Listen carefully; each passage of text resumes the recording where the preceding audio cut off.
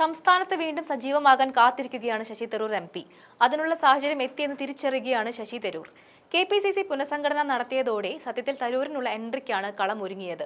പദവികളൊന്നും ലഭിക്കാത്ത നേതാക്കന്മാർ ഇപ്പോൾ തരൂരിനുള്ള പരവതാനി വിരിച്ചു കഴിഞ്ഞു. എന്തായാലും സംസ്ഥാന കോൺഗ്രസിൽ ശശി തരൂർ MPയെ മുൻനിർത്തി പുതിയ ചേരി രൂപപ്പെടുകയാണ്. MK രാഘവൻ MP യാണ് തരൂർ പക്ഷത്തെ നയിക്കുന്നത്.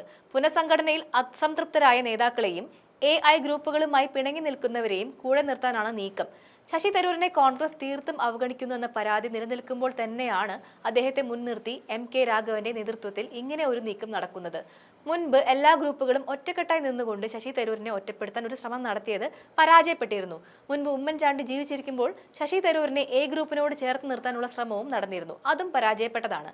നിലവിൽ I ഗ്രൂപ്പും A ഗ്രൂപ്പും ഏറെക്കുറെ നാമാവിശേഷം ആവാറായെന്നുള്ള നീക്കം KC പക്ഷം നടത്തിയെന്ന വിലയിരുത്തലാണ് ഉള്ളത്. ഈ സാഹചര്യത്തിലാണ് അസംതൃപ്തരായ പദവികൾ ഒന്നും ലഭിക്കാത്ത യുവനേതാക്കളെ ഒപ്പം നിർത്തിക്കൊണ്ട് ശശി തരൂർ പക്ഷം വിപുലീകരിക്കാനുള്ള നീക്കം MK രാഘവൻ നടത്തുന്നത്. നേരത്തെയുള്ള യൂത്ത് കോൺഗ്രസ് ഭാരവാഹികൾ ഒപ്പം നിൽക്കും എന്ന കണക്കുകൂട്ടലാണ് ഉള്ളത്. പക്ഷേ കഴിഞ്ഞ പുനഃസംഘടനയിൽ ഉൾപ്പെടെ ശശി തരൂർ നിർദ്ദേശിച്ച പേരുകൾ പലതും ഉൾപ്പെടുത്തിയിട്ടില്ല എന്നതാണ് വാസ്തവം. മാത്രമല്ല സംസ്ഥാനത്ത് കോൺഗ്രസ് സംഘടിപ്പിക്കുന്ന പല പരിപാടികൾക്കും ക്ഷണിക്കുന്നില്ല എന്ന പരാതിയുമുണ്ട്.